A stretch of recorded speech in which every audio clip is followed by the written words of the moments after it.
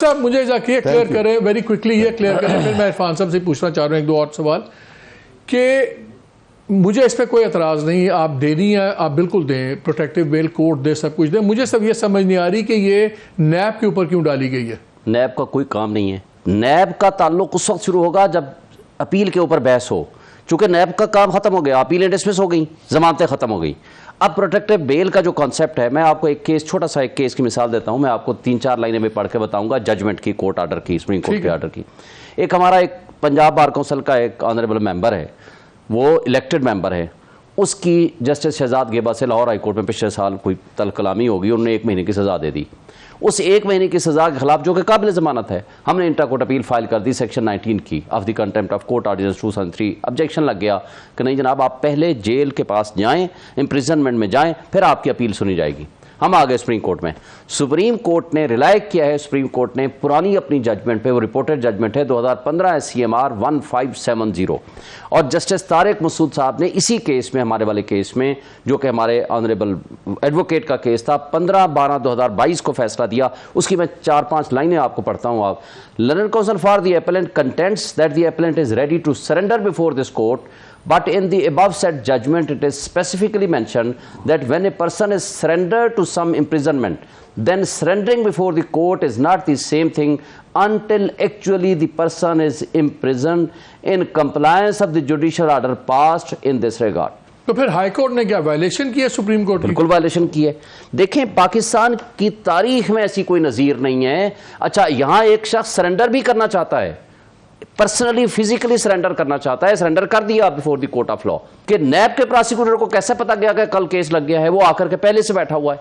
अच्छा जी, कोर्ट ने कहा अच्छा जी कल आए, और आज 7 मिनट के अंदर ये केस रिजॉल्व कर दिया।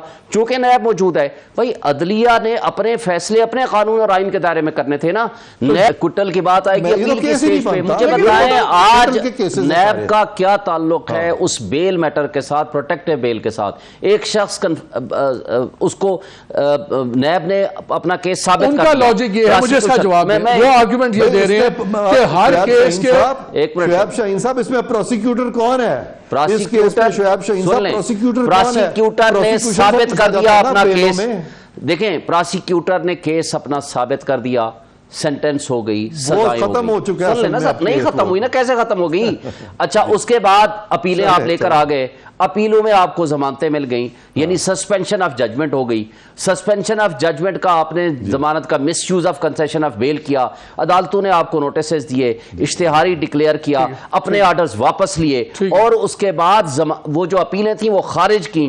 और उसके बाद आज अपीलों के ऊपर तो प्रोसिक्यूटर का कोई रोल हो सकता है, वो आकर कहे, वो कैसे कह सकता है कि नहीं जनाब जो हमने एविडेंस कराई है वो सारी की सारी गलत है? लेकिन आज जब वो प्रोटेक्टिव बेल की बात है, उसके अंदर तो कोई रोल नहीं है, इसके अंदर तो कोई आज तक कोई ऐसी नजीर नहीं। ये मुझे बताइए अब शुएब साहब, तो ये अब एक प्रेसिडेंट बन जाएगा। अब कोई भी अगर पाकिस्तान में इश्तिहारी है या कोई भी है जिसको पहले अदालत में आना पड़ता था फिजिकली, अब फिर वो एज अ राइट डिमांड कर सकते हैं कि क्योंकि उस मुकदमे में ये आपने रिलीफ दिया तो हमें भी दें।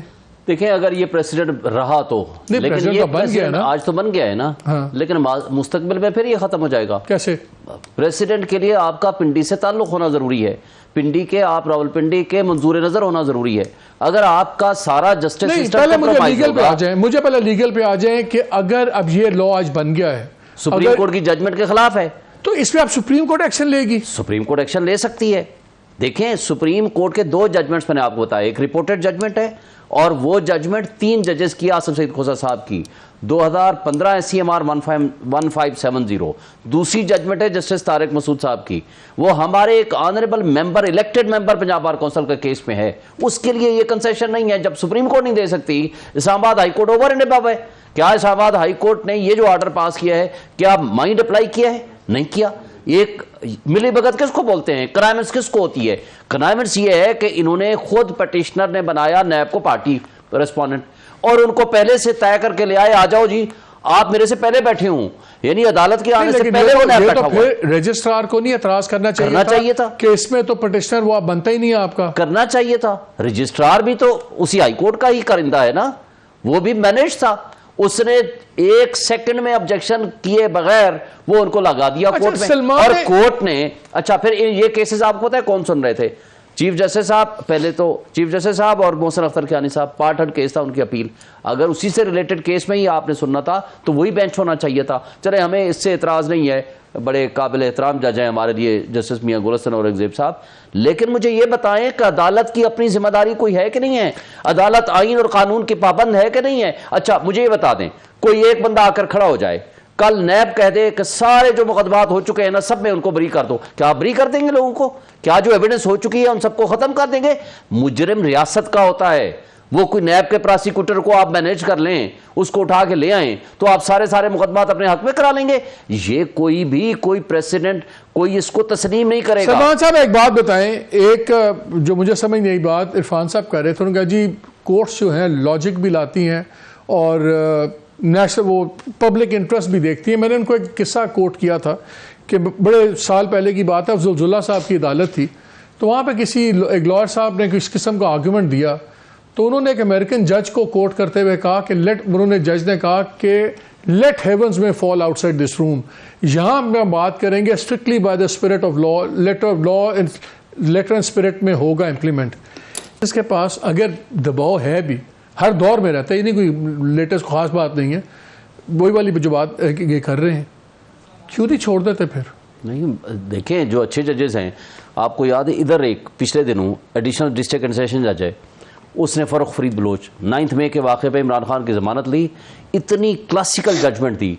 उसने कहा जो बंदा अंडर कस्टडी है वो प्रोग्राम बना कर आया था कि 9 मई को मुझे इस अंदाज से गिरफ्तार करोगे और पीछे लोग ये सारा ड्रामा करेंगे। उसने बेहतरीन जजमेंट दी और दी उसने।